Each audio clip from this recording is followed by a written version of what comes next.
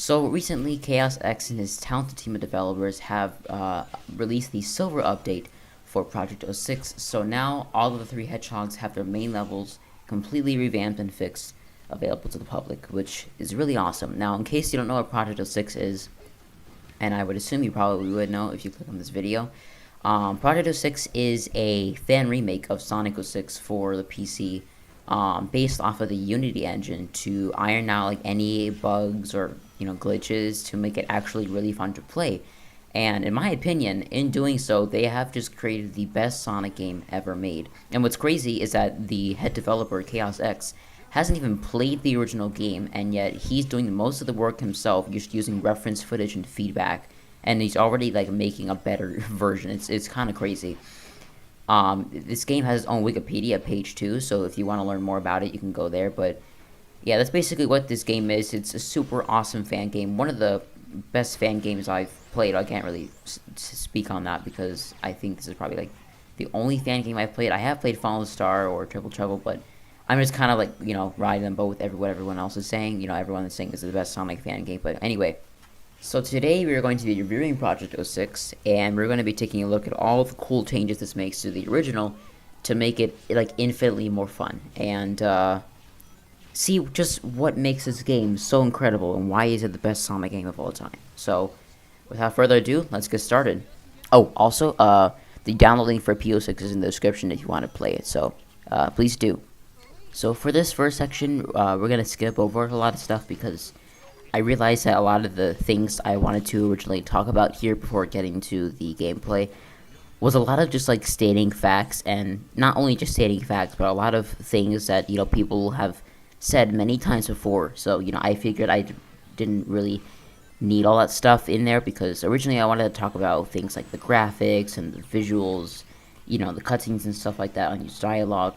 But I figured that's not really needed here because it would just be a bunch of me, like I said, stating facts rather than me giving my actual thoughts on things, which is what you guys came here for. So instead, I've narrowed it down to a couple talking points before we get into the gameplay. So let's go do that. Let's start with the performance. The performance compared to the original has been greatly improved. You load it up and you notice there's no more slowdown, and it runs a lot better now.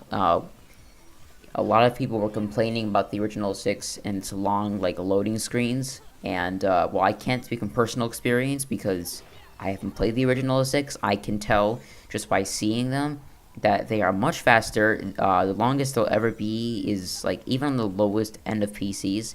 Like for me, I'm on a Windows 10 laptop. I think the longest loading screen I ever experienced is probably somewhere like 5 seconds. So they are much faster now, and instead of being awkward silence, now they're kind of a slight little break, just a little breather before you get right into the action. I think this really helps the pacing of the game, and it's what's helping people to do such good runs on it and stuff. And like I said before, the slowdown has also been removed, so the computer will no longer freak out when too much stuff is on the screen, which is awesome.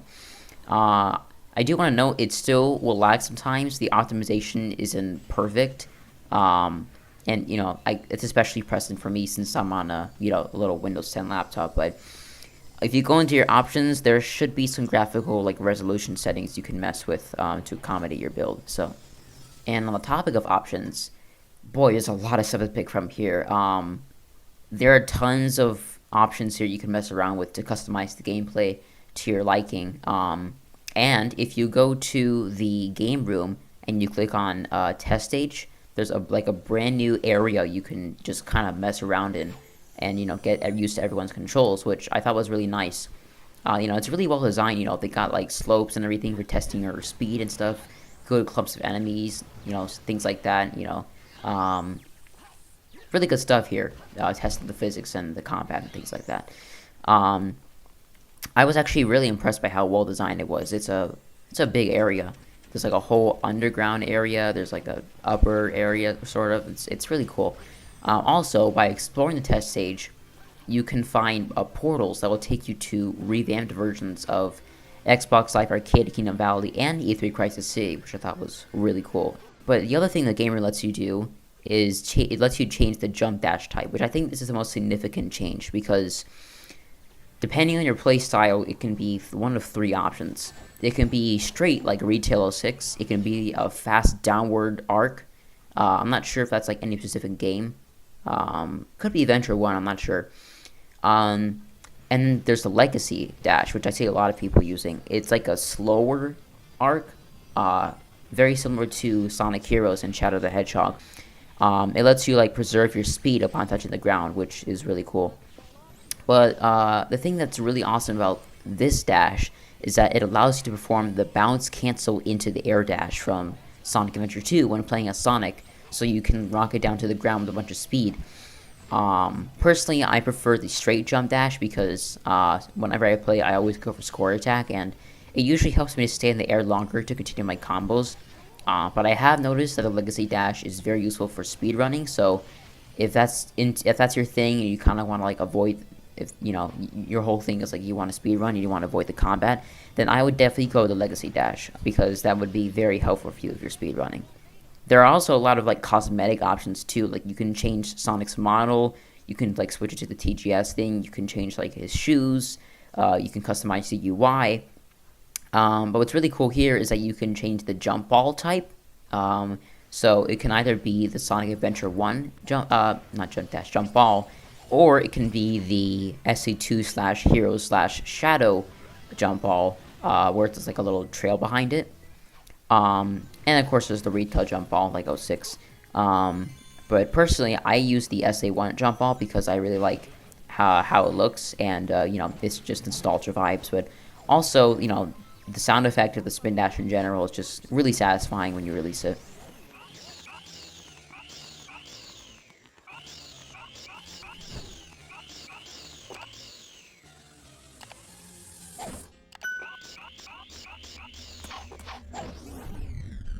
But anyway, enough with the cosmetic nonsense. Let's get into the bugs and glitches aspect of it, because as we all know, 06 was full of that stuff, and that has been greatly reduced here for the most part. A lot of the bugs and glitches you used to experience on the original 06, like the wall climbing bug and just getting sent out of bounds for doing normal intended mechanics, that's all gone. So the game is very much more polished now. But you know, like any game, there are still some bugs you will encounter sometimes. You know, still a fan game. That's not a dig towards Chaos X. It's just, you know, I'm saying. The Unity engine has introduced its own assortment of, you know, problems, very similar to Sonic Origins and how, you know, the Retro engine fixed all the bugs from the Genesis, but you know, it introduced some of its own. So, but you know, even with those like minor, you know, glitches and bugs, it's so much more polished than the retail game, so I shouldn't even really be complaining. The collision has seen a large improvement as well, you know.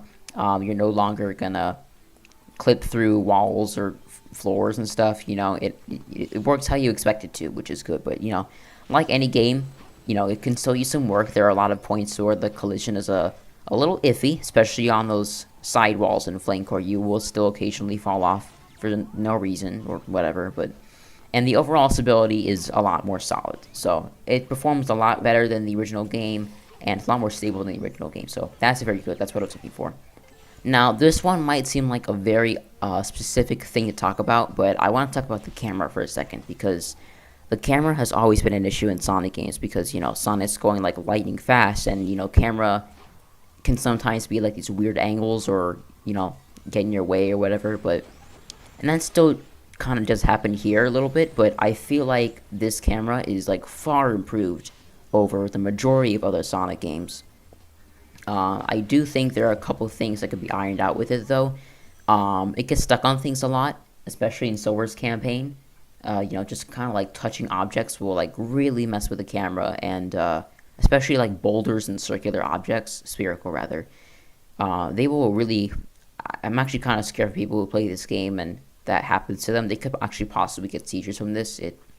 It's really bad sometimes, and even when the camera's like not glitching out, it gets stuck on objects a lot. You know, I know this one section in Flame Core, I have to like turn the camera, and I can't because there's like a rock in the way.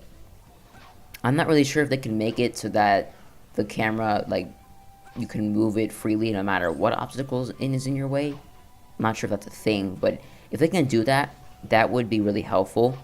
Also, the camera in a lot of rooms is like zoomed out so you can see the enemy formation, which is really good because now it prevents you from getting like, repeatedly attacked by enemies, so you can see what you're doing.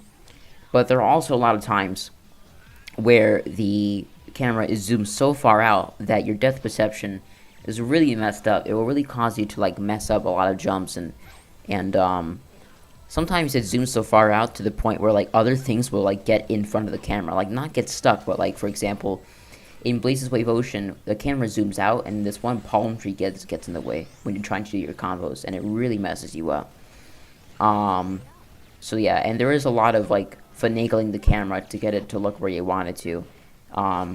And if players aren't like already familiar with these levels like I wasn't, it's gonna cause them some trouble like on the first playthrough. I'm not really sure what they can do about that. However, there is a button you can press using the left trigger to automatically switch the camera perspective back to where it was, like right behind the character, which I think is very helpful sometimes. If the camera gets stuck on things, that's like your easy solution. This was in the original 06 as well, but I just want to make it clear so that people know that's there. Like I said before, a lot of Sonic games have way worse camera issues. Maybe not as many as this camera, but like when it does have those issues, it can be really bad. So I do think this is one of the better Sonic game cameras, and but I really hope that they can fix these issues, because I think if they were to fix these issues, the levels will actually become like a lot more fun. So, alright, now we've all been waiting for it. We can finally talk about the gameplay. So, we'll start with like the physics and the controls. We're almost at the character stuff, but just bear with me. So the physics. The physics here are honestly really nice. Personally, I think they're better than like any 3D Sonic game, like in the adventure style. Like, I haven't played Adventure 2 or Heroes, but I do know that the Adventure 2 control is identical to the Adventure 1 control. And, I have seen a lot of people complain that the Shadow the Hedgehog and Heroes controls are like very slippery. So obviously that's going to automatically be inferior to this. So, and I played Adventure 1 and those controls are good, but personally I think this is better. So that retroactively makes it like the best Adventure Sonic controls like in history. So I will say there are some times where the physics don't really like match with the level design. Like, there are a lot of points where you have to do tight platforming, and it can mess you up. I know there's this one part in Star Wars Crisis City that, everyone gets stuck on, like, on a first playthrough. You hit that one rune, and there's, like, trucks and cars to use as platforms.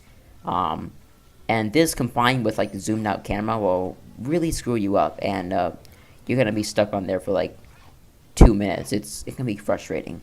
Yeah, I feel like a lot of veteran 06 players are gonna need some time to, like, get used to the controls, because you're going to end up misjudging a lot of jumps. Even when you master the controls, I still have those moments where, like, even, like, aside from the camera, there are still times where, I mess up jumps. It could be a skill issue. I don't know, but what I really like about the physics here is, you can now perform momentum-based actions, like, the adventure games. So you can roll down hills, you can do spin dash jump skips, and that opens up so many new shortcut opportunities, which is really cool. But what I like about these, momentum skips is that they're not like crazy, ridiculously overpowered like in Sonic Adventure.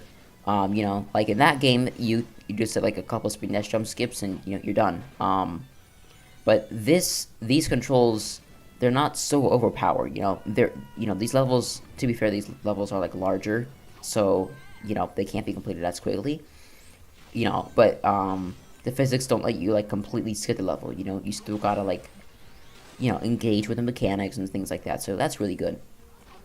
Another thing I like about the controls here is that as you go faster, it has the thing, that I like to see in many of these 3D Sonic games, where as you go faster, the turning radius increases, so you can't, like, sharply turn on a dime at full speed like you can in Adventure 1 or Heroes. So that's really good. I will say, the mid-air control is not really that good. Not because it's tight, but actually because it's way too loose. Because even at high speed, at least when you're in the midair, you can take these like crazy turns in at really high speeds. So I think that should be a thing that gets fixed because it really messes you up sometimes. But overall, the physics here and the controls are much better than like any 3D Sonic game. So now we'll talk about like character speeds, because I know this was a big slog for people in the original because everyone was just so slow, especially Amy. She was like a turtle almost. Every character here has been sped up a decent amount, and all characters with a jump ball, so that's basically everyone excluding I think Omega, they can jump into enemies to damage them, which is really good because now you can combo it into your other attacks. I have seen a lot of people complain that the characters are slow, but a lot of people have already been thrown off by the physics here, because there are some parts where it just really doesn't work well with the design. It's rare, but it does happen. So I think doubling the speed cap may end up allowing people to break the game. And, I just don't think it would really fit that well with a smaller scale level design. And I think, the speed at which everyone is at right now and the momentum and all that stuff, it's really solid right here. I don't think they should change it. I think in the silver release they perfected it. If there's one thing I did have to complain about the physics though, is that I think the turning is a little too loose. Like obviously, the midair has those issues, but even like on ground control, I've had so many moments, and I've played a decent amount of this game, and there are a lot of times where, I'll just fall off edges, because I slightly tap the stick and then, I fall off an edge. Happens not to me in like Sonic's Wave Ocean or his Flame Core other levels. I'll just like fall off the edge. So I do like the physics here, like I've said, but I think the turning should be a little tighter. Maybe a lot tighter. But other than that, I feel like these physics are really solid. But yeah, the turning should definitely be tighter because I got a game over with my first 5 lives. And, I was, like, on Wave Ocean. I was literally just on the opening section, and that one part where you can, like, go to the right and, like, take the Rainbow Ring shortcut. I died there. Like, game over. And, yeah, turning should definitely be a lot tighter. The rail grinding speed. This is a big point of contention for a lot of people because most people say it's really slow. Everything here is just, like, too slow, with most people. It's kind of sad, honestly, but I'm going to say it again. Increasing the speed cap here will not be a good idea because there are a lot of times where you need to react to oncoming hazards or rainbow rings. And so I think increasing the speed here wouldn't allow you enough time to, react to those obstacles. I will say, however, there are a lot of, scripted set pieces that should be sped up because, regardless of whether it's on rails or not, there are a lot of sections that are really drawn out, and, I think they would look a lot cooler if they just were faster. For example, this one is something that people talk about a lot, but there's the one section in the Shadows Crisis City where it's, this big grinding scene in front of the fire tornado, and, for it to actually be fast, you have to keep, spamming this little trick boost that they added, and, by the time you're done, the scripted set piece is still, 30 seconds. And your hand might get tired from that. So I think either one of two things they could do here. They could add a mechanic specifically for those long scripted set pieces where you can speed up your grinding by just holding down a button or something, very similar to SA2 or Heroes. Or they could just automatically speed it up. I think the latter would be better because I think this kind of random game shift would kind of throw some people off. But also missing dash panels, good luck because if you're speedrunning, you're done because it takes forever for the character to catch up, get back to normal speed. So that should definitely be sped up. Something needs to be done there so that let's say you do miss a dash panel, it shouldn't take so long for the character to catch up to its normal speed. So now there's one thing I want to talk about before we get to the characters, and that is the scoring system. Now, the scoring system is something that has been in Sonic Adventure 2 and Heroes. I think Shadow too. I could be wrong, but they've reinstated it here because the original games didn't have one, which was the worst game to not have a scoring system because, obviously, as we all know, 06 has a ton of forced combat. But now, with the functional gameplay, the scoring system is really helping to make this game a lot more fun because the way the score system works is, you have to keep a chain of enemies like in the air, and when you touch the ground, or if you stop attacking, depending on like what character you're playing, the score becomes finalized. And for every level, you need 50,000 points to get the S rank. So keeping your combos up is crucial, if you want to rack up more points, And then after you master the score system, and you got all the S ranks, what the real fun lies in, trying to get like an even higher score, figuring out new ways to interact with the environment, and figure out new ways to score even bigger point bonuses. It's great. So, especially for Shadow, because he definitely had the most combat out of the 3 hedgehogs. Now, he is super duper fun because you have to keep, double homing attacking with the Chaos Spear, trying to maintain your airtime, light dashing and all that stuff, hitting crates, trying to keep your score up, and it's really fun. Speed running is fun as well, but I feel like doing so skips a lot of the combat, and I feel like that's the highlight here, especially with this new scoring system. And the characters are the speed they're at. Well, I do think it shouldn't change. For speed running, it does feel a little slow, So I feel like the scoring system was a very necessary addition to make this game a lot more fun. It fits so well. It kind of makes you think if they meant to put it here originally. Who knows? But anyway, now we can finally talk about the specific characters and their movesets. So, we'll start with Sonic. His big changes are made to the spin dash because you can now do it on the move, and it's on one dedicated button, like Sonic Adventure. And you can now jump out of the spin dash at any time, so you can now perform spin dash jump and slope jump skips. And, you don't have to completely stop in place to, charge it up. So that's very nice. The homing attack doesn't have any delay before. And, the original game had a very lengthy delay between homing attacks. I will say, though, there have been a couple times where I've, been trying to, kill a bunch of enemies really fast. And then, I accidentally, launch myself into the abyss because the character didn't have enough time to lock on to the next target before I actually attacked. So there were a couple times where I've just launched myself into the abyss. So I do think there should be a slight delay. It can even be 0.1 second. I honestly don't care. Just as long as there's some sort of buffer there to prevent that from happening, that's all I need. The light dash has now been mapped to the triangle and Y buttons. So you're no longer going to accidentally do the bounce attack when you're trying to light dash, so that's very good. I think the ring acquisition in general sounds a lot cleaner compared to even the Shadow release. I felt like it kind of sounded out of tune a little bit, kind of, but choppy maybe a little bit. But this sounds a lot better. And something that's really cool about Sonic here is that using the bounce attack, you can do a double homing attack almost. So if you want to, if there's a very similar to Shadow's Chaos Boost, which we'll get to in a minute.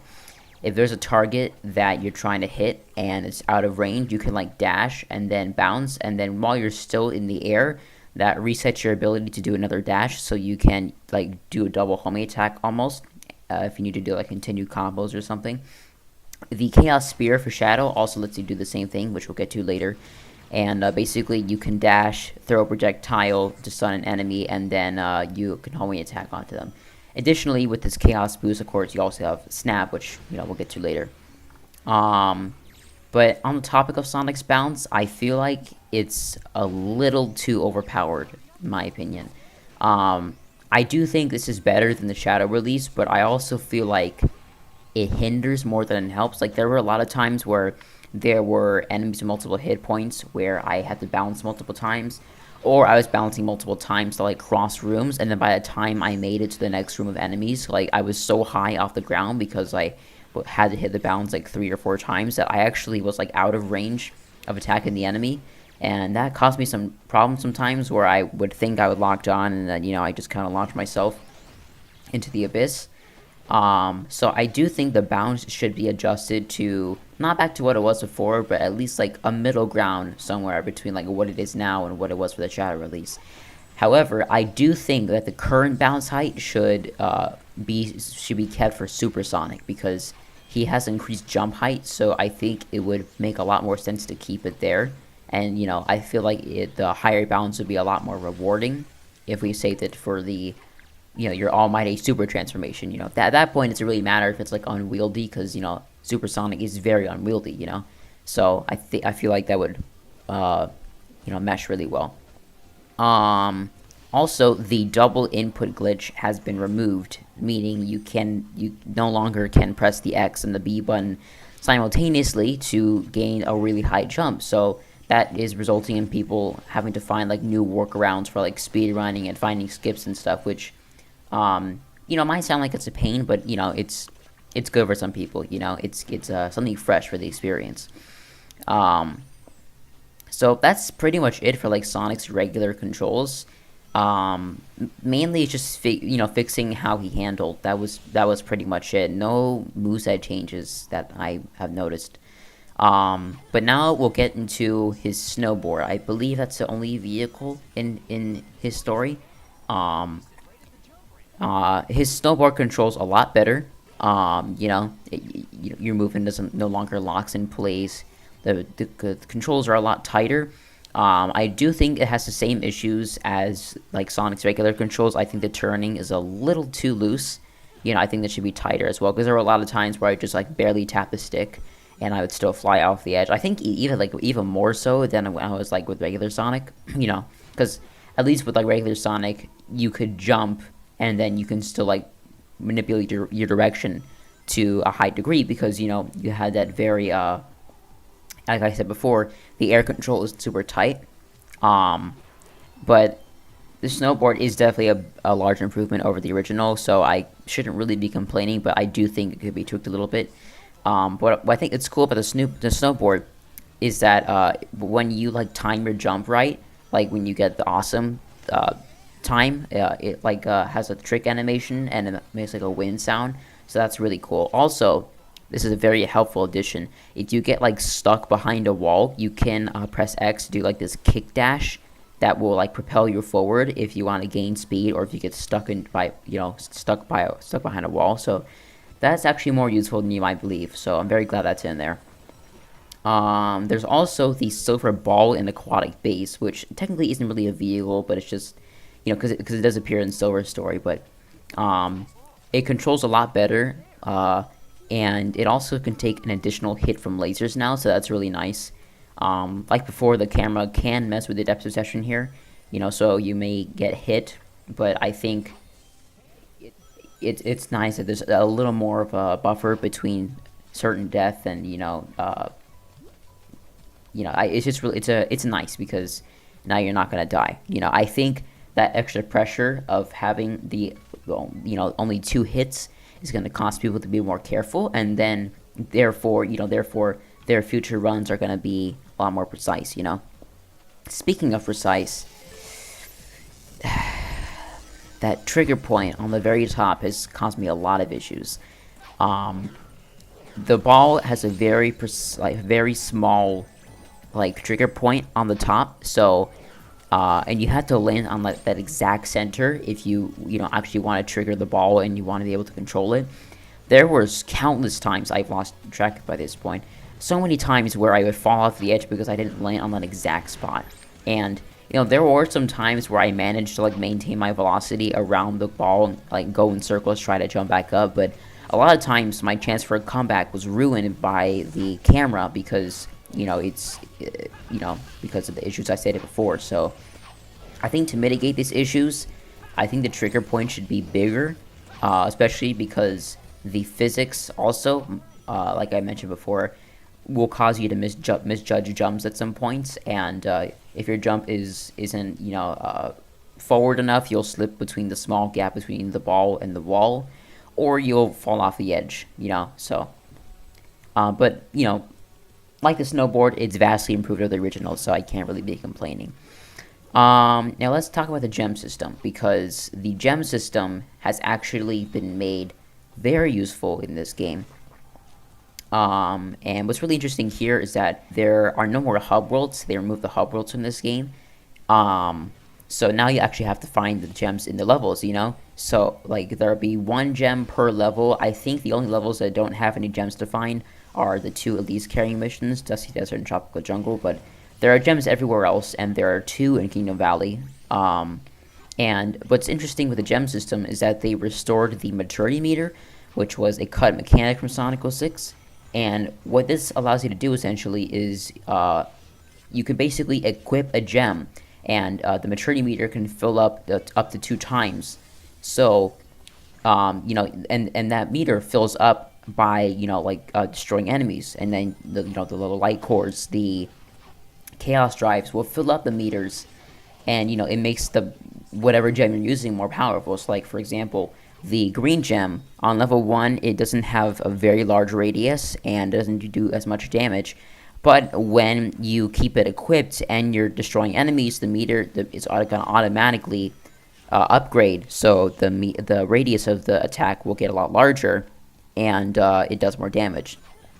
So I thought that was a really interesting addition. It adds a lot more complexity to the gem system, and it's just something else to consider when you're going through the levels, and it just adds another layer of strategy to it, which I really like. I will say, though, a lot of these gems still aren't really useful, because, the red gem, which slows down time, when are you ever going to use that? The gray gem isn't really useful, because in the time that you charge up, like, a charged attack, you could easily just, homie attack and then bounce, and the enemy will be, like, over within less than a second. So, there are still some gems that aren't very useful, especially when you're going for score attack, which is what I usually do. I usually only use the rainbow gem because I get supersonic. The green gem, because, it's very useful for clearing out rooms of enemies. And the yellow gem, I use in Kingdom Valley, probably only Kingdom Valley, like, ever, because, there's that one rail grinding section with all the rings. I might occasionally use the blue gem, but probably not, that's more of a speedrunning thing. However, if you are going for speedrunning, then you're in luck, because most of the gems are actually very useful. The green gem is still useful in speedrunning. The yellow gem might not get as much use, because you won't be using supersonic as often. The red gem is still completely useless. However, where it gets interesting is when you start using a combination of the blue gem and the purple gem, because now you can make much more significant and further skips with the blue gem, since it's much faster than the spin dash. And, by upgrading the purple gem, you can get up to 3 extra jumps. So essentially, you can do like a boost jump, and then you get 3 extra jumps afterwards. So it's like a quadruple jump almost. Very useful for taking shortcuts, especially for speedrunning. And the sky gem is also very useful for speedrunning, because there's a higher up area that you can't get to.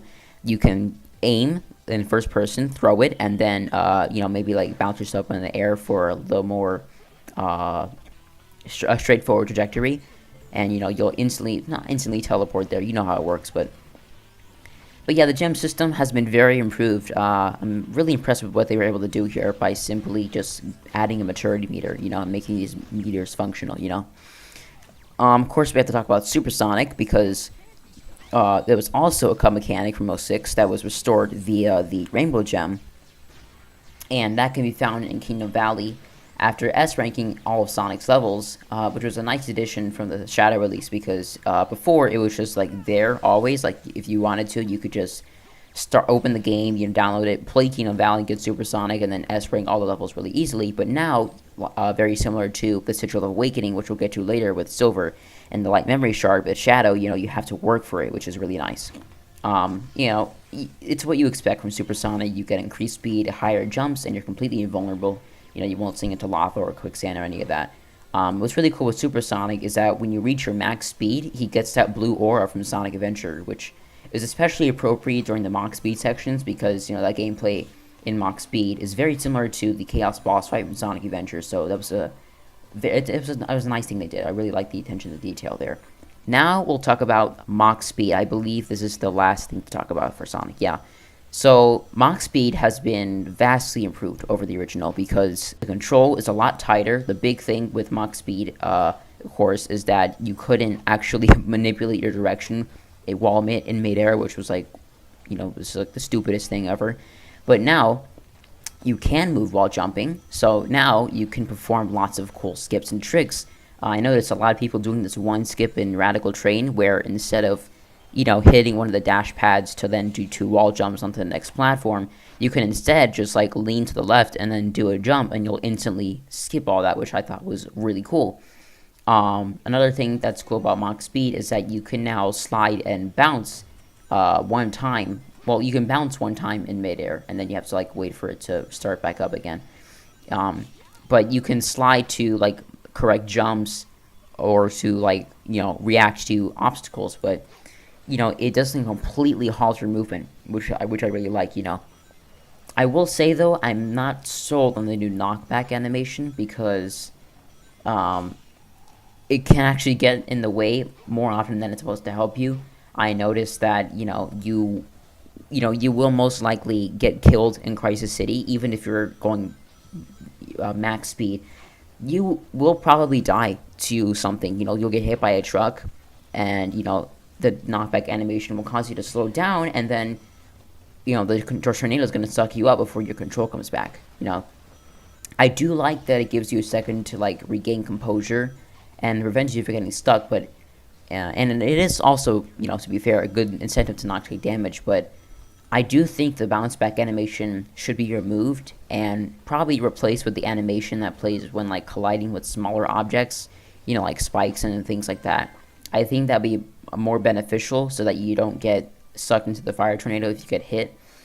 The camera in the knockback animation can also be an issue because a lot of times it will like pan to the front of you when you get hit and then instantly back behind, which is very disorienting.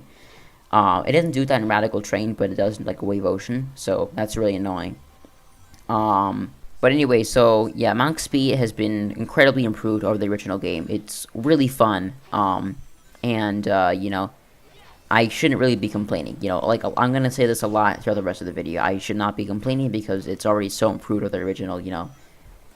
It's like the issues at this point pale in comparison. So I know we did spend a lot of time on Sonic. We're probably gonna spend the most amount of time on Sonic today. I think the only character you might spend more time on is Silver because he has a bunch of abilities and stuff. But Sonic just kind of took a while because he has so many components to him. He's got the gem system. He's got Mach Speed. He's got Super Sonic. He's and his regular gameplay too. But the side characters like Tails, they're gonna go by really quick. So Tails has been made the best in any Sonic game. His ceiling cap has been removed, so he is no longer going to get stuck in the air, but it's also not really overpowered like Sonic Adventure.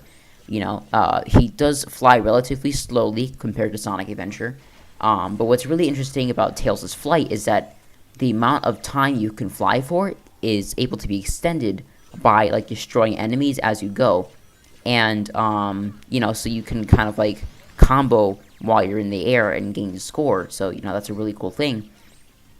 And also, Chaos X added the tail swipe from Sonic Adventure, which is really cool, but it's also like been turned into this mid-air attack, which you can use to gain extra height and, bounce off of enemies.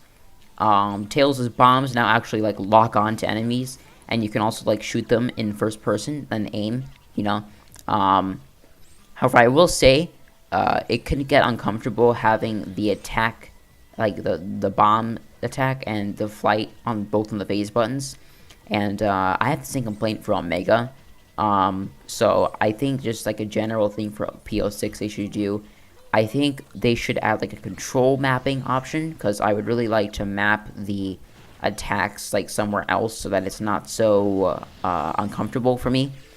But anyway, Tails is great. He doesn't have much to his gameplay, but like in short bursts, which is how he's utilized in this game, he's really fun, and I wish he appeared more. But it is what it is. Now we'll move on to Knuckles. So Knuckles gliding has it descends a lot slower, so you have more air time, and the wall climbing bug has also been removed, so you're no longer going to get stuck on walls for 5 minutes. The drill claw from Sonic Adventure 2 actually damages enemies when you slam on the ground. His attacks don't miss anymore, and what's cool with Knuckles' 3-hit combo is that you can choose to do one of 3 attacks in the 3rd hit. So for you could do the regular last attack where he slams the ground. You can press A to do, I think it's the dash punch from Adventure 1, I think. And then if you press Y for the 3rd hit, then it's the uppercut from Adventure 2, which is really cool. Yeah, that's really all I got to say on Knuckles. His character has been very improved, and I really feel like the character when I play as him, because his grunting has been overall better mixed. I feel powerful when I play as him because the screen shakes and there are more animated attacks. So yeah, he's just great. So all right, now we're moving on to the big boy, Shadow. Now I have a lot to say about Shadow.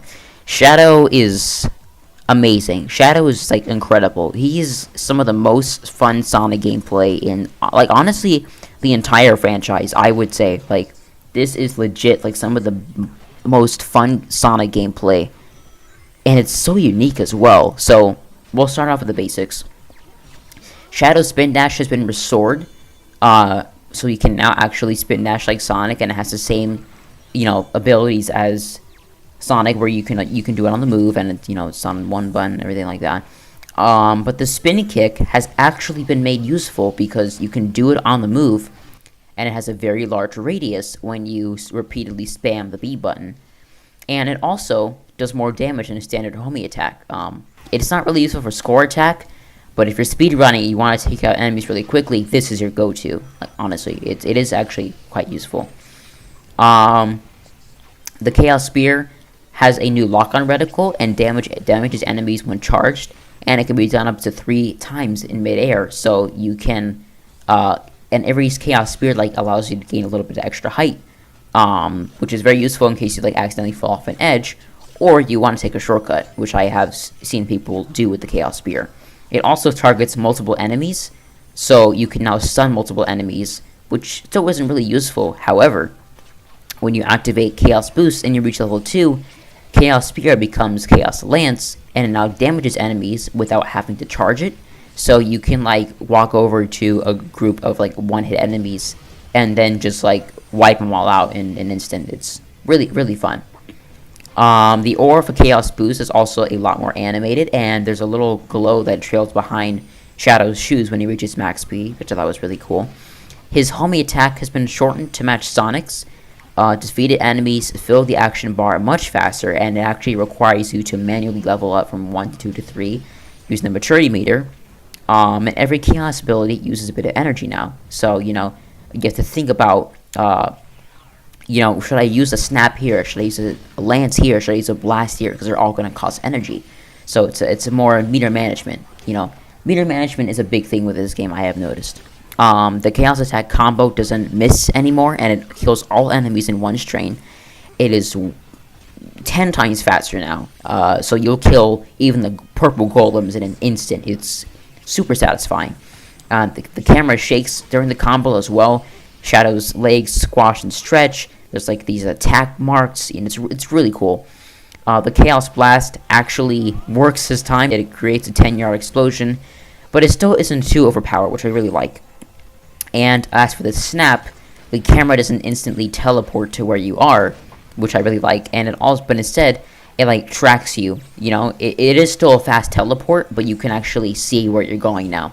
Especially with the zoomed out rooms, it's very helpful.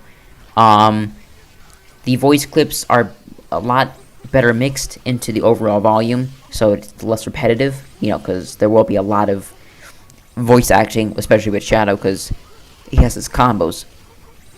And very similar to Sonic with his Rainbow Gem, after S-ranking every Shadow level and going back to Dusty Desert, a new avenue will appear where you can acquire the Light Memory Shard.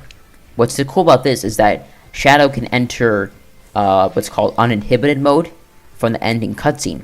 Now this is original to this fan game. It's not wasn't in the original 06. What's cool is that it gives you a maturity meter on level 3. So when filling it up, you can basically you can press the D-pad up and the right trigger simultaneously to enter uninhibited mode, and you get like this golden aura around you that's much more animated than Chaos Boost. And you don't gain extra speed or jump height. However, you do become invincible to damage, very similar to Supersonic. You cause damage just by touching enemies, and what's cool about this is that every attack now is a one-hit kill. So the button mashing problem is completely done away with because you don't have to whittle down enemy health bars anymore. The trade-off though is that your gauge depletes much faster. So you have to be fast if you want to stay in the action, or else you will be physically paralyzed if your meter runs out. And you'll get stuck for like 10 seconds or something. I think it's actually 5, but there's a catch here, so I really like that. And what's so really significant about the uninhibited mode is that none of your chaos abilities drain the meter, and when you're doing a chaos blast, it doesn't drain the meter anymore. It'll stop draining it, so so you can have time to actually let the light cores fill the meter again. So you no longer have to think about preserving your usage of your chaos abilities, which is really cool. I have seen some people think it's kind of lame that Shadow and Silver don't get their own playable super transformations like Sonic, but personally I think it's a lot cooler if they have their own unique enhanced modes they can enter. Also, like I said before, Shadow takes off his inhibitor ring to the end of the game, so there's like this narrative connection that you actually get to play with that form, and also sort of acts like a harder Supersonic, which I think fits perfectly with the character, because Shadow in Sonic games is always meant to be like the hard version, the hard mode. So I think this slight bit of extra challenge here provides for a really engaging experience. Shadow is an extremely fun character to play as, and is some of the, like I said before, some of the most fun gameplay in the Sonic franchise. I'll just, outright, Yeah, Shadow, amazing character. His gameplay is beyond addicting. I could rant on about it for hours. How cool this is. It's just amazing. As many of you may know, though, Shadow does have 4 vehicles.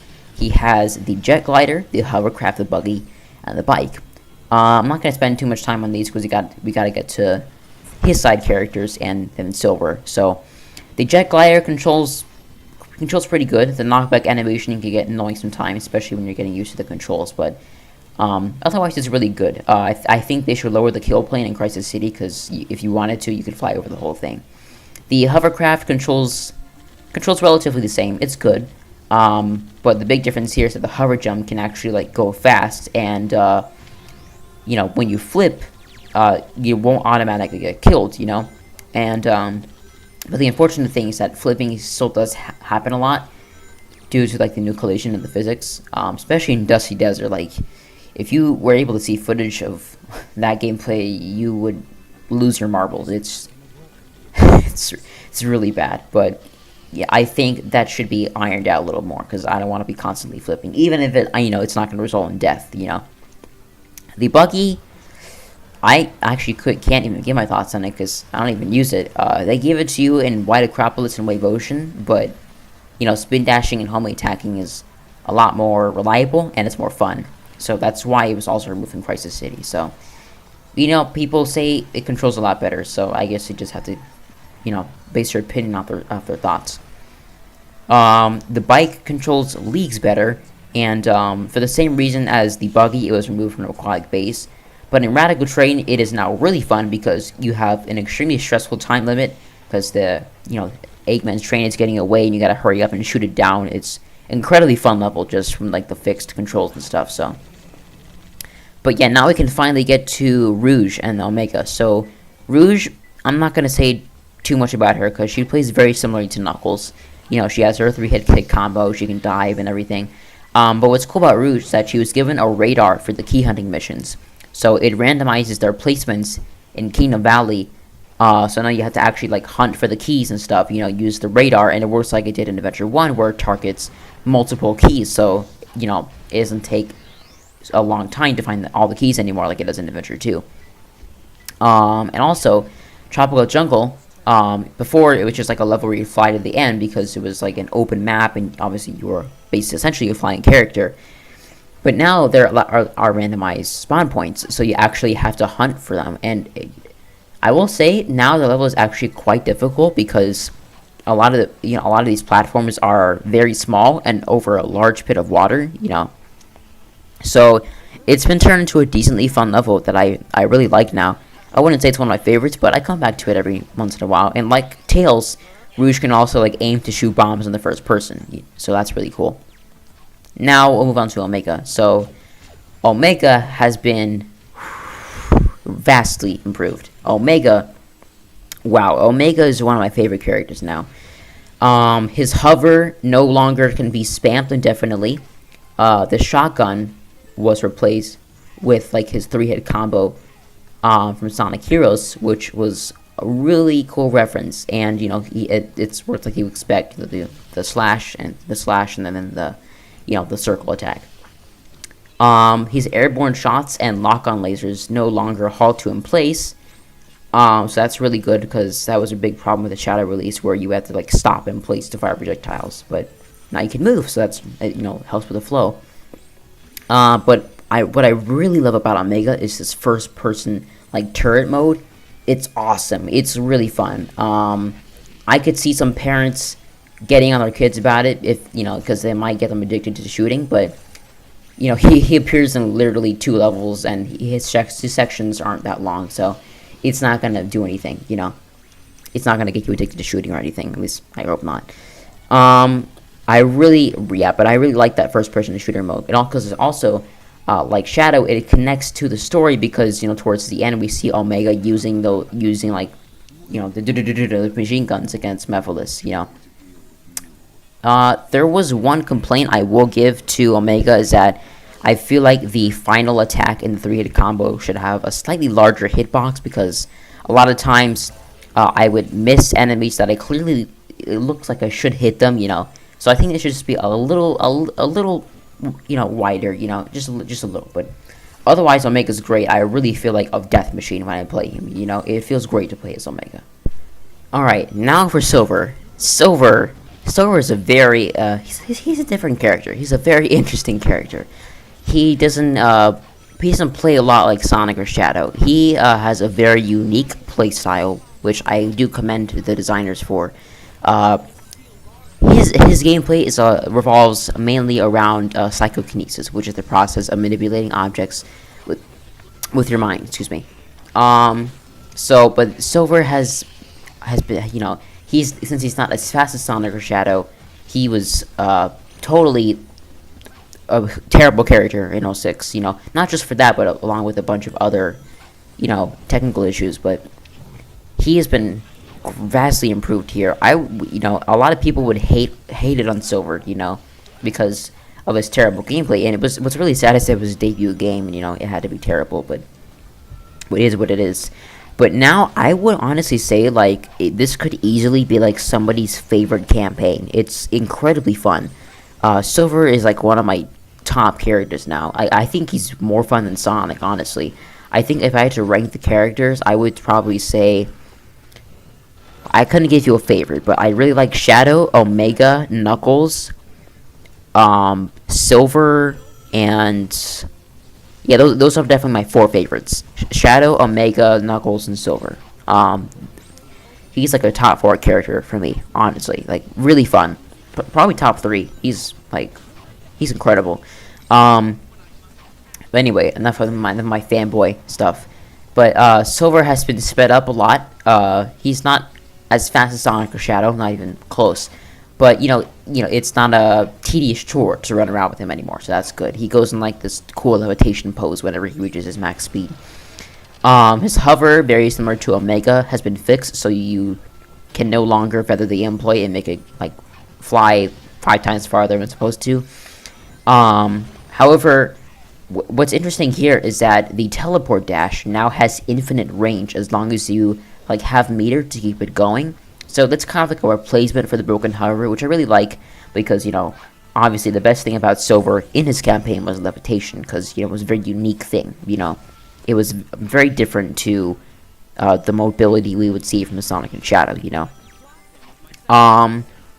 And we'll come back to the dash later, but it does allow for some really crazy gameplay. But Silver doesn't have a lot of change with his moveset. He does have this new Psychic Blast ability. This is really useful for stunning enemies. If, like, let's say, there's one part in Kingdom Valley towards the end where you're hopping over the towers. You're not in range to stun the enemies because otherwise you would fall to the pits. So, you know, and there's nothing to grab, you know, so, other than the bullets, you know. So, it really helps there, you know, when you're out of range of an enemy, you can't walk up to them and stun them. You know, it's a very useful way to stun them. And then, you know, if you don't have anything to pick up, throw at them, you can also, like, repeatedly spam it, and it actually does damage, so that's really nice. It's actually more useful than you would think. Not one of the main abilities you'll be using a ton, but it can be useful. I will say, though, it does kind of nullify the pendulums in Kingdom Valley, because you no longer have to, like, charge up the slap, which, by the way, the range of it has been increased, so that's very useful. But anyway, that's just a small nitpick. I honestly couldn't care less. I will say, though, the pendulums have some very sketchy physics. Yeah, they are not stable platforms, and you will die in a first playthrough because, you know, I can't even begin to describe just how incredibly messed up the physics on the pendulums are. But that's a whole other discussion. Just don't go on the pendulums whatsoever. Do not attempt to stand on them because you will die. He carries momentum into jumps, like, you know, like all the other characters, and Psycho Shock, so you can still slightly manipulate your direction when, like, falling down. So that's really nice. There are also grinding rails added in Radical Train, and, like, the occasional dash panel every once in a while to assist in Silver's movement, which I thought was much appreciated. You know, there are a lot of spots where there can, you know, it's a lot of straight lines, and, you know, I feel like that can help get the flow up a little bit, you know. Now Silver, he has 3 hidden upgrades like we found in the levels. 1 in Dusty Desert, 1 in Aquatic Base, and 1 in Flame Core. So the first one is called the Lotus of Resilience. This allows Silver to jump into a ball, which is great because you're no longer gonna, like, accidentally jump into a hazard uncurled and take damage. And it's surprisingly useful in combat. Sometimes I would still probably like the most useless ability, but it'll come in handy more times than you expect.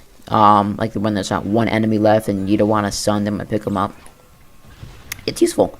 The upgrade also extends the amount of time your teleport dash can last for, and this is what I was talking about earlier. This is great because now that your meter is back to a full range, you can take some crazy shortcuts. And what's cool here is that the meter drains perfectly. Like, it's so uncanny how well the teleport dash fits with these levels. You know, it's never broken. You know, you're not gonna take these crazy, you know, shortcuts. You know, they feel organic, and that's what's important here. Also, the path leading up to the upgrade is an unused level bit from Shadow to the Desert, shown off at E3. So that was a nice little reference. The second upgrade is called the Flame of Control. This one can be found in Aquatic Base, and it allows you to perform the Psychic Knife from Sonic Generations, which was a really awesome reference. I was like, no way, you know? It was really cool. This is really useful in combat, and I would say this drastically improves Silver's gameplay, you know? Because you can spam it a lot. It does drain a significant amount of your meter, but, you know, once you charge it up, you can, like, throw it up to, like, 4 times, and you can just, like, wipe out entire rooms of enemies. It's really fun to use, especially in Aquatic Base. It's a very useful ability. The other thing the Flame of Control does is it increases the damage outputted by the Psycho Smash. So, you know, you don't have to hold the crate, like, as long anymore to damage a golem, you know? So that's really nice.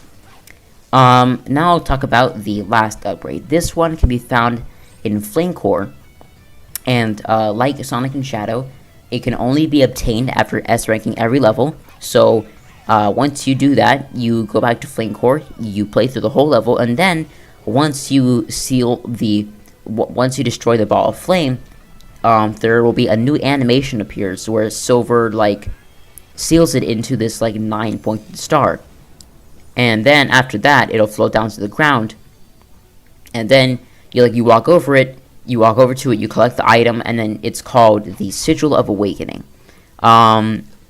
This allows you to so it gives you a maturity meter, and then what's cool about this mode is that when you activate it, it's like a big AoE explosion, very similar to Chaos Blast, where it just wipes out everything in the room.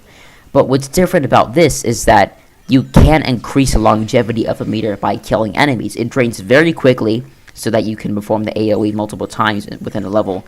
But what's interesting about this mode is that it automatically deflects enemy projectiles, so that's really nice. And he can now also grab enemies without having to stun them. So, you're not being able to stun anything once you're carrying stuff is no longer a limitation. So now you can grab a humongous group of enemies, still keep collecting enemies, and then walk over to another huge group and then destroy the whole thing. It's really satisfying. But the big thing this mode does is it decreases the use of the meter by I believe it's 33%, 35, somewhere around there.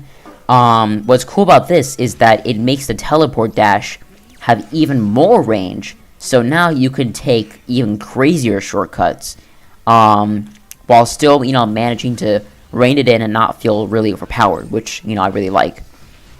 My only complaints with the ESP mode are that I think it should be a little more animated, because there are a lot of times where I can't tell the difference between normal Silver and ESP mode Silver, because especially if I have a shield equipped, the aura surrounding me looks very similar to that of ESP mode.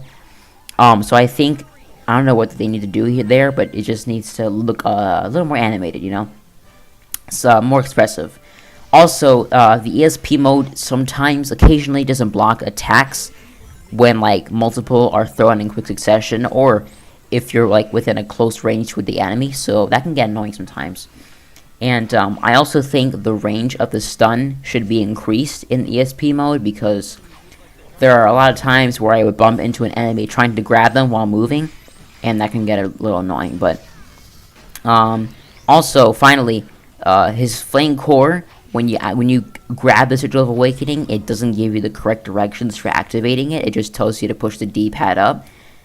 Which I kept trying and nothing was happening, and then I just I'm gonna try the right trigger, because that's how it works with Shadow, and then it worked. So they need to just change the description there and add the fact that you also need to press the right trigger as well, and then it'll be good. Just fix those things, and I think Silver will be at its peak. I will say though, I think Silver out of all the characters has the most issues, which makes sense. His demo is the newest. However, his physics are wildly inconsistent. I could go on forever about all the issues I've encountered with his physics, but I'll just list a few here. I noticed that enemies can be treated like physics objects. You can move golems, you can just sweep them across the floor with these crates. You can just it's weird. It's weird, man. You can just push enemies off the stage with stuff. I don't even know.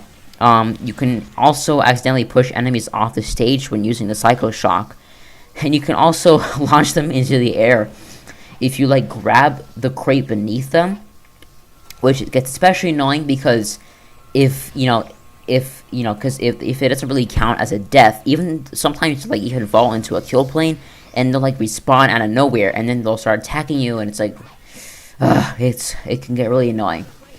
Also, when you're throwing stuff in close proximity, a lot of times it doesn't hit the enemy at all. I noticed that a lot in Crisis City, but a lot of times you'll throw stuff and it doesn't miss, but somehow it wasn't hurt the enemy either. It's just it's so weird. The enemies sometimes just don't die when being released or thrown.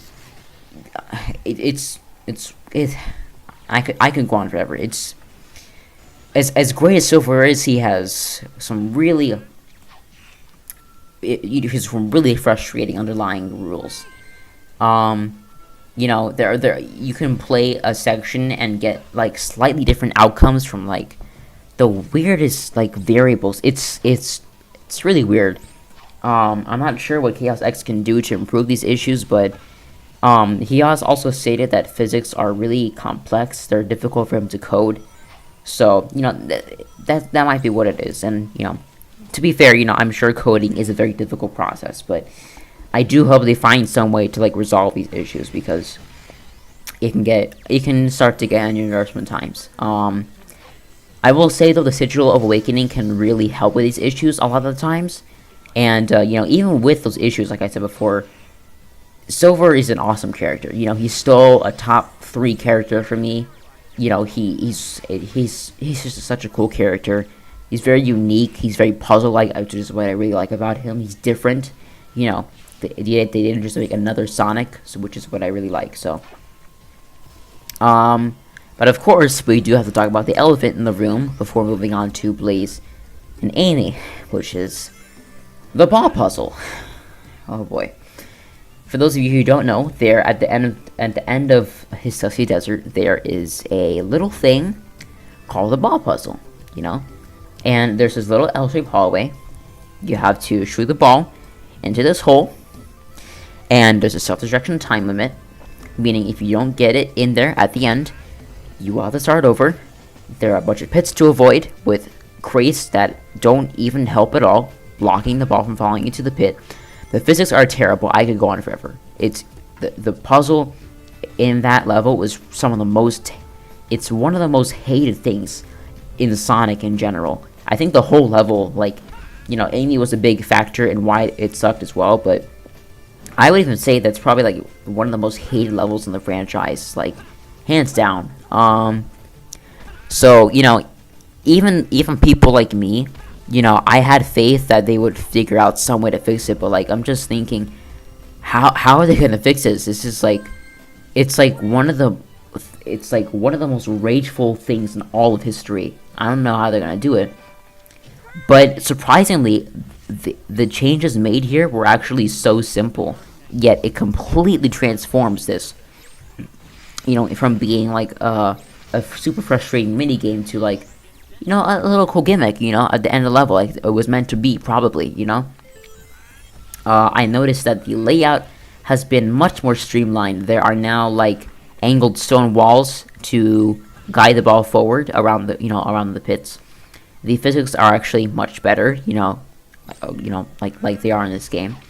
You know, of course, like I said, there is no more self-destruction time limit. So the number only counts down when you're like pushing the ball using your slap. And a ramp was added at the end to replace the 2 pits right next to each other, which is a lot easier. And there is a gravitational force that sucks the ball into the hole at the end.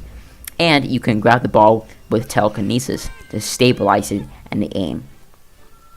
It's crazy how simple the changes were here that render. It just completely renders this like so tame. It's surreal, honestly. Like, I haven't even played the original 6, and I was screaming in agony just watching the gameplay. It was terrible. Chaos X really did something incredible with Silver here. I could tell for sure this was the hardest campaign to work. He said it himself. This was definitely the hardest campaign to work on for him. So they have done the impossible. Silver went from being one of the worst characters in the franchise to rivaling the other campaigns in 06. It's crazy what he's done here. It's absolutely incredible. Silver's amazing.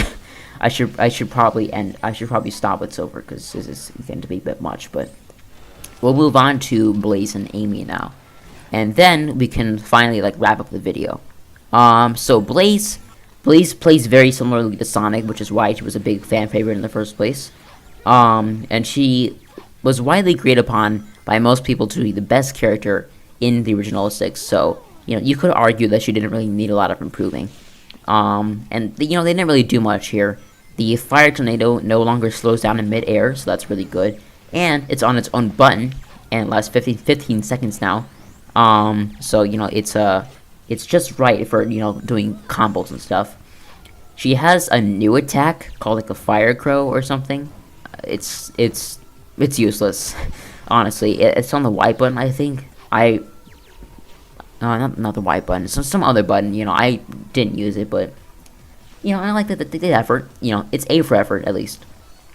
Her wave ocean has been extended, actually, to include Tails' section with slightly original level design.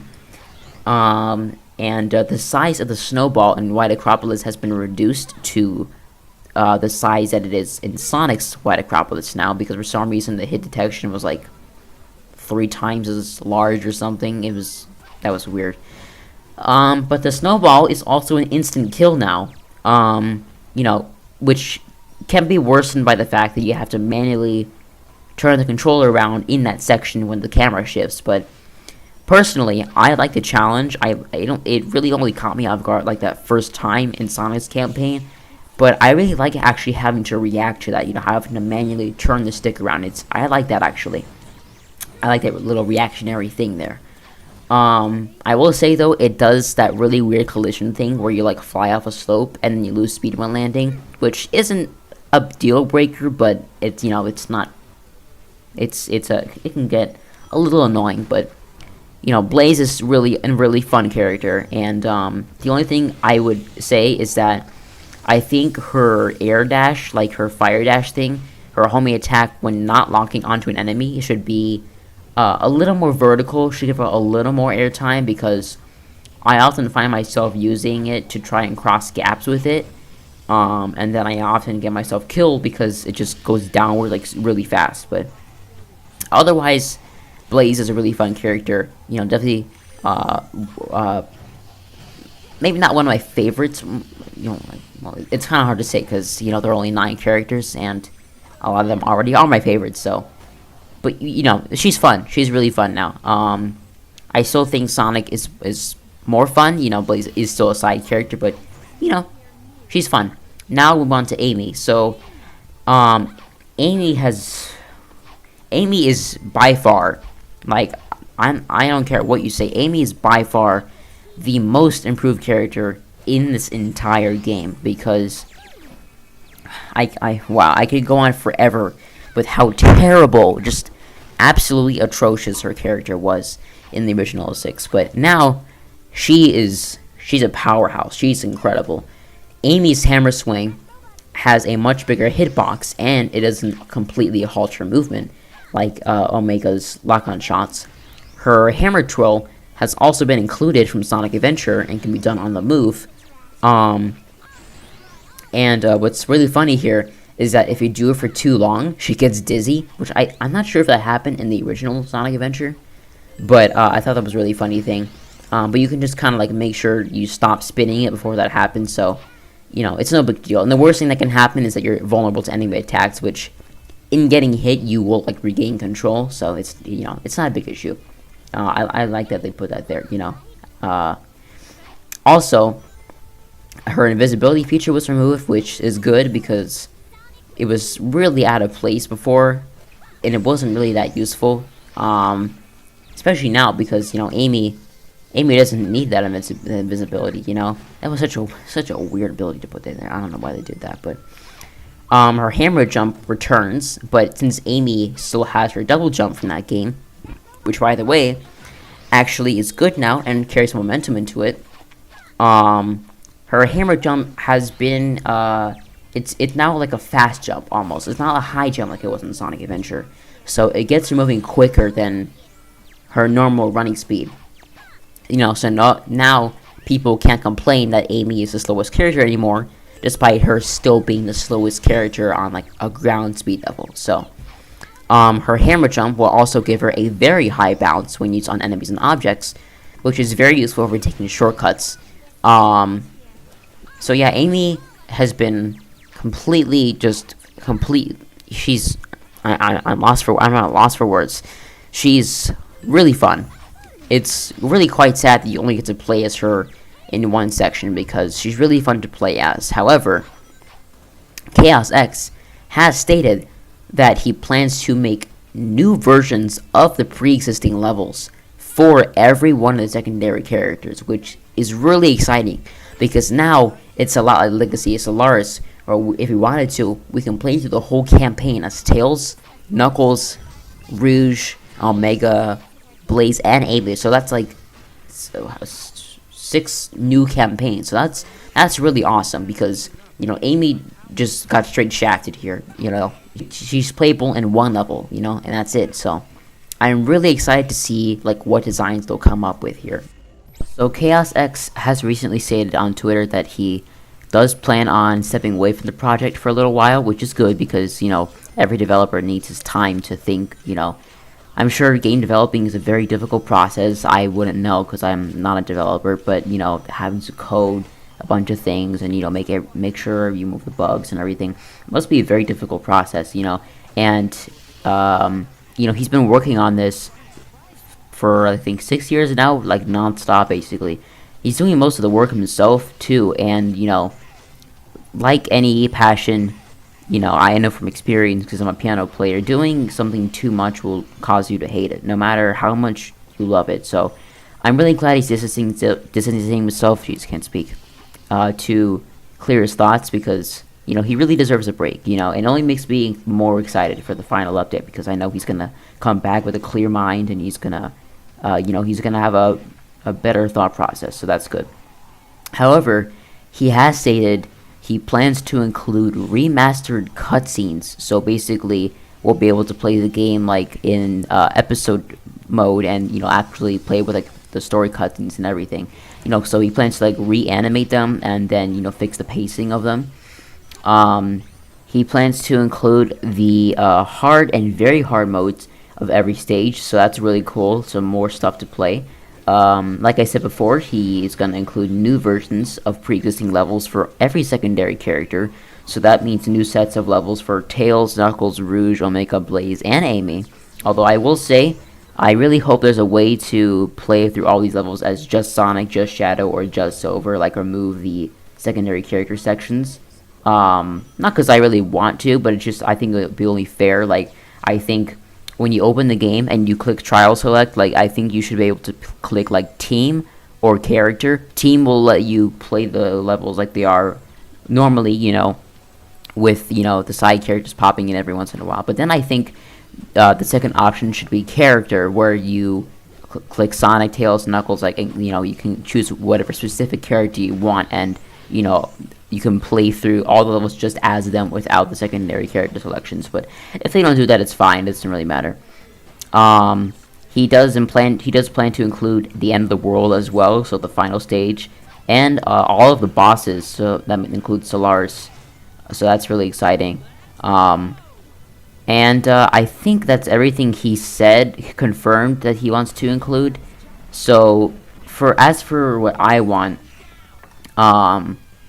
I know this is going to be a bit controversial because people don't really like these, but the Soliana gold medal locations, I really want him to restore those. I know these were a hassle for people to complete in the original game, but personally, I really love collectathons, and you know, I really enjoyed Sonic Frontiers, and you know, it would just give me another reason to replay these levels again.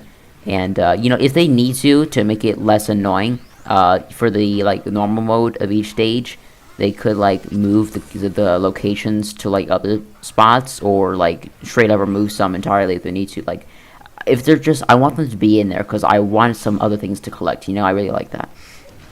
I would also like to see the multiplayer mode like redone.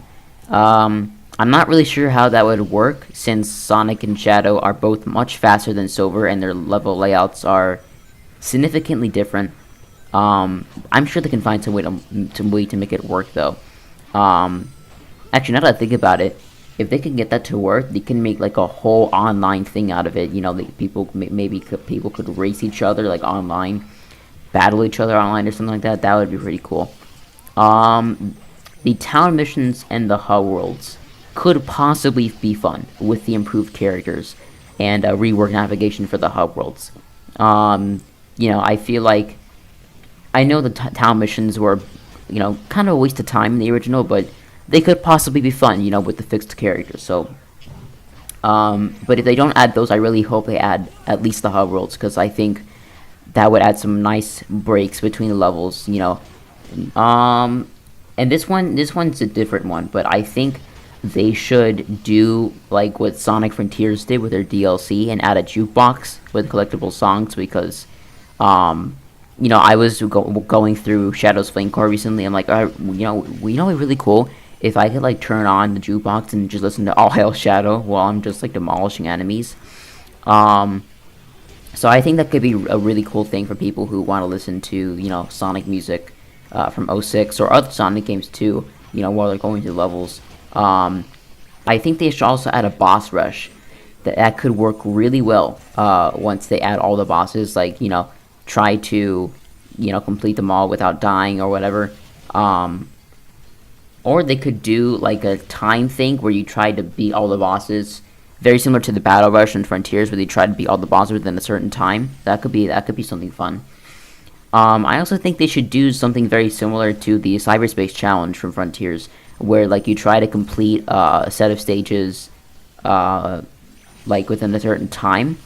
Or they could do a score tag version where you try to play all the stages and reach like a certain score. That could be pretty cool.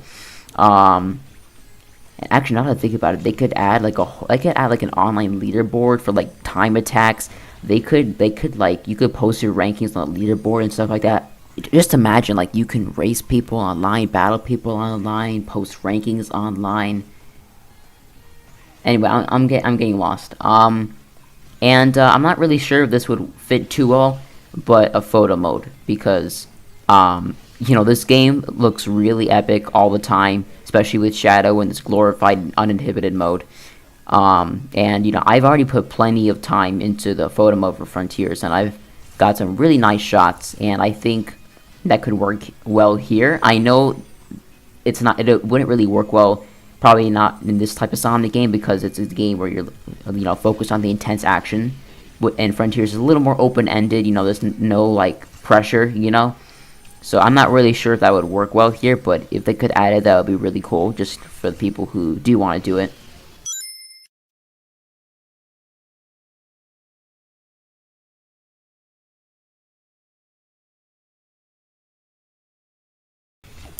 And I also think that they could add like new story cutscenes, like with any leftover unused dialogue, to help like flesh out the narrative a bit more. And I also think they should reanimate some of the existing cutscenes from Sonic and Shadow's campaigns, because I feel like compared to Silver's cutscenes, they're a bit flat and static, So, I mean, they don't have to, but I just think they kind of pale comparison to Silver's. I also think Chaos X should add a way to play as default Sonic in the Elise carrying missions, Dusty Desert and Tropical Jungle, because, I rarely ever come back to those levels, and, maybe if we had a way to play as regular Sonic, I would, I would come back to them more often. I'm not really sure how that would work with, like, the shield gimmick where you can like walk on sand and water. I'm sure they can figure out like some way to make that work. This one's really out of the box, but a debug mode possibly. I know this is mainly a thing for the classic games, but I'm just thinking like you could enter like a select screen and then like choose like choose a bunch of things beforehand, like supersonic or whatever, and then just like place items like everywhere. It could really be an interesting thing, really fun thing to just like break the game. I'm not really sure if it could handle that, but it's probably not gonna happen. But it's just a what if. This one's a big one. If none of the things I have been suggesting happen, but this does, I will be completely satisfied. I think one of the biggest issues with this game is that they don't really tell you what new moves you had outside of like this manual that comes with the install folder. And I do think every player should look at this, because that's how you're going to learn what your moves are. But, for people who just want to jump straight into the game, some people aren't going to know that, Tails can do his swipe attack, or Knuckles can do his dash punch or uppercut, or that Omega can do his turret mode, So I think, like, when a new game mechanic pops up for a character, they can add, like, button things, like button prompts that show you how to do it. Or there could be, like, a notification when you first open the game that says, like, hey, go to the test stage, and then, when you go to each character, there will be, like, a little HUD on the left showing you, like, all your different moves. I think that could be really helpful, because most of the moves I figured out were from looking at the manual or from watching YouTube and then realizing, oh, you can do that. And then I go back to the game and, like, trying all these buttons, and then I figure out what it is. This one is probably not as ridiculous as the debugger mode, but I would really love it if they added this. Silver's a Meteor Smash from Generations. I know this would kind of nullify the Sigil of Awakening, but to my knowledge, the Y/D triangle button on the controller doesn't really do anything with Silver.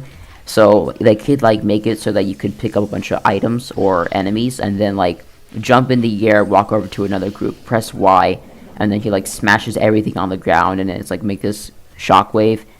Like I said, it would kind of nullify the Sigil of Awakening, but it could be a cool thing. It's probably not gonna happen though.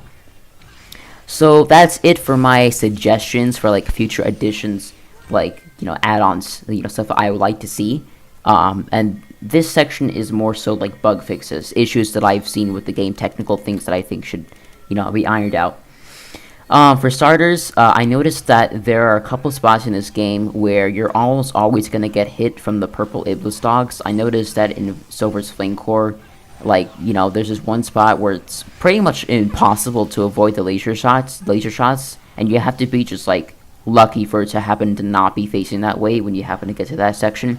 Or in Shadows of the Desert, when you're playing as Omega, and you're, like, in that cramped square room, there's this one purple Iblis dog that's just going ham all over the place, and, you're probably gonna get hit, unless you take the right routes.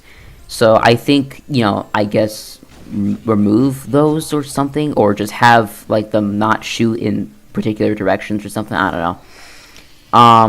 I can see, like, the intention that it was supposed to be, like, a challenge, but since the platforms you're on are, like, so small, it can get annoying.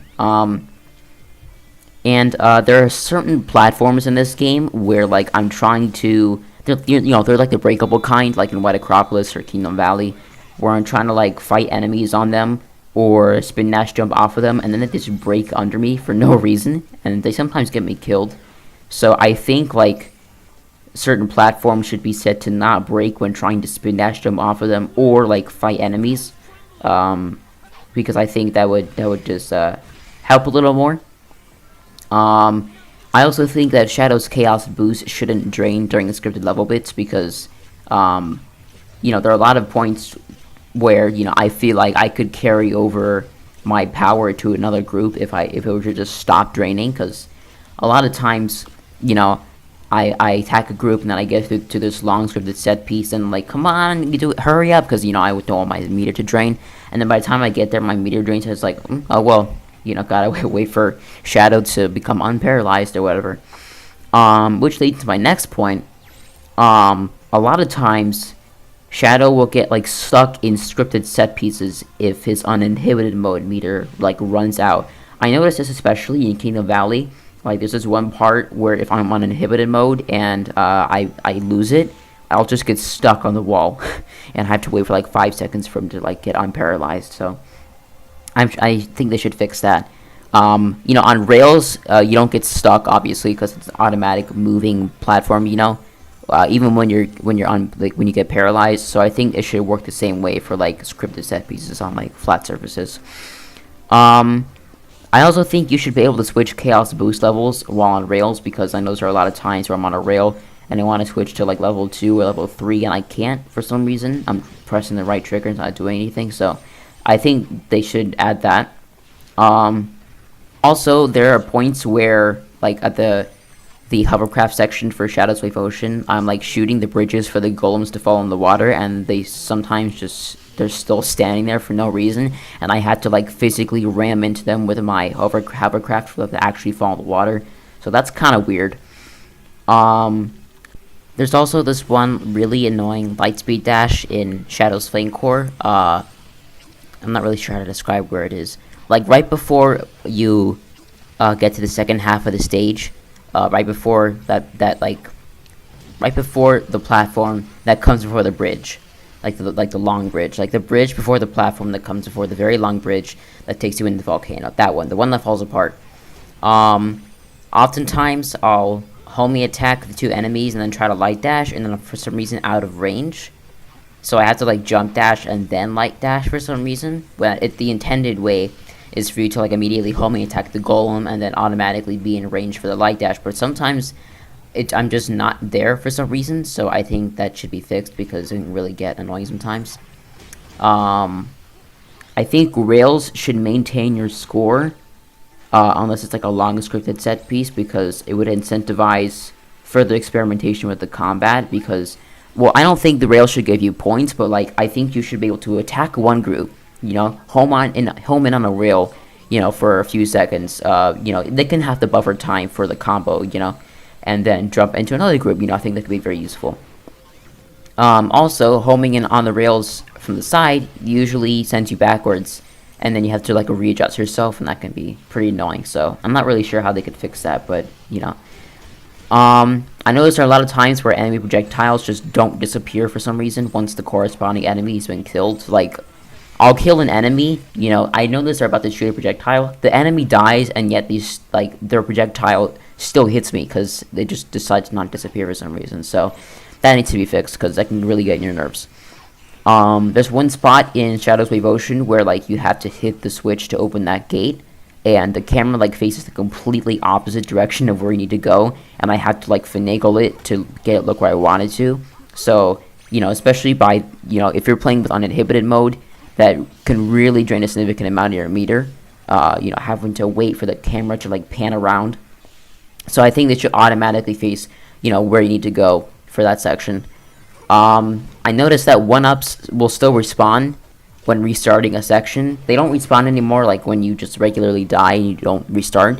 But like if you restart a section, you can still grind for lives, and I don't think that should be a thing.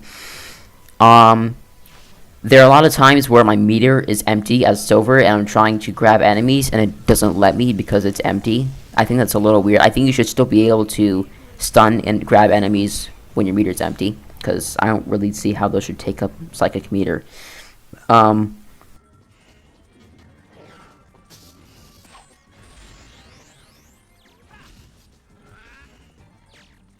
I also think silver should always automatically start with a full psychic meter, because a lot of times I'll have to wait, like especially in Aquatic base, I'll have to wait for him to for the meter to fully charge before I can do anything, and it can be a little annoying sometimes. And also it will carry over into characters sometimes, like Shadow and Aquatic base. Like if I walk over to him with a full meter, he'll automatically have a full meter to activate Chaos Boost, and I don't think you should carry over like that, because that's kind of like cheating. And for my final critique, I know it's been going on for a while, but I think the S rank requirements should be rebalanced to work on a stage-by-stage basis, because a lot of these stages, like Shadow's Flame Core, are, once you get into the mechanics, they're really easy to S rank, and there are some levels that if you don't kill every enemy, it's kind of a hassle to get the S rank. So I think, since they all require a flat rate of 50,000 points, it should be refixed, to work based off how many enemies and or points you can rack up, in the stage. Obviously if they wanted to, they could fix that in the hard and very hard versions of each stage where the S rank requirements are tougher, but I still think they should fix them here, because, I really want my combos to have value, because I noticed for a lot of these levels, if you just choose to kill all the mandatory enemies, you'll still get the S rank, which is not really how this is supposed to work. You're supposed to master the levels, and then figure out how the combo system works, get as many points as possible, so that you can get the S rank. I don't think it should be incredibly difficult, I think for some levels like Shadow's Aquatic Base, it should be something like 100,000 points or something. Something similar to Adventure 2 could be achieved possibly. So yeah, obviously this game has plenty of issues, but it's already so improved over the original 06 that these minor details can't really bother me. I can't really be complaining. I think at this point, they add to the charm of the experience really, and I think they remind people that the people who are working behind this game really do care, and they're putting their heart and soul to this, and it's a real passion project. And that's why I'm not making any huge fundamental complaints, because this game is already so credible that I just can't help but keep thinking of ways it can be made even better. It's definitely my favorite video game period of all time. It's definitely the best Sonic game. I haven't played Adventure 2, Heroes Unleashed, or I've actually haven't played a majority of Sonic games, but most people are saying this is one of the best or the best possibly. So and like I said before, a lot of this work is being done by one person, which is amazing. It's something that Chaos X and his team should be forever proud of. I am really excited for the final update. Thank you so much, Chaos X, for this game. You have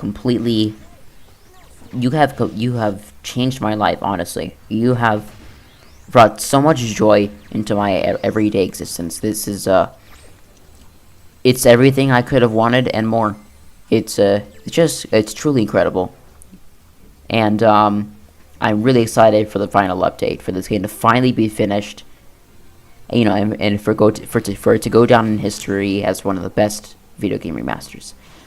This game needs to win an award somehow. I don't know if there are fan game awards out there, if that's a thing, but this game needs an award, honestly. But anyway, oh god, this recording's been really long. I should probably end up here. I should probably finish it. Thank you all so much for watching this really long video. I know a lot of this probably was stuff I didn't need to talk about, but I really love this game. It's my new favorite, and I had to go in super hyper-focused detail because this game is just incredible. I really loved it, and I had to do it justice. So and YouTube, that's the beauty of YouTube videos, because you can just stop whenever you want to, watch more later. But my future videos won't be as detailed as this. I won't be going into this much detail, because games, I feel need a bit more attention, because, they have to figure out, to talk about the game mechanics and, stuff like that. But with things like movies or even books, it's not really that difficult. You just gotta, talk about the main plot events. And for movies, it's does it, look good and stuff like that, It's a lot simpler than video games. Those are the most complex to review. But I won't be doing just reviews in the future. I'll be doing other topics, just random videos, based off of things. So you could expect some interesting stuff in the future. I know I might not upload very often because like I said, I will be starting school again soon. Music school, so that's extra busy. But I'll be sure to get some good content out of you guys. Yeah, but again, thank you so much for making it to the end of this video. I really hope you guys liked it. I really enjoyed making this video. It was one of my favorites. I'm really proud of it. I really hope people like it. And who knows, maybe if this video does well, I'll have a follow-up. We'll see. But anyway, yeah, please be sure to subscribe so you don't miss any of my future videos. And see you next time.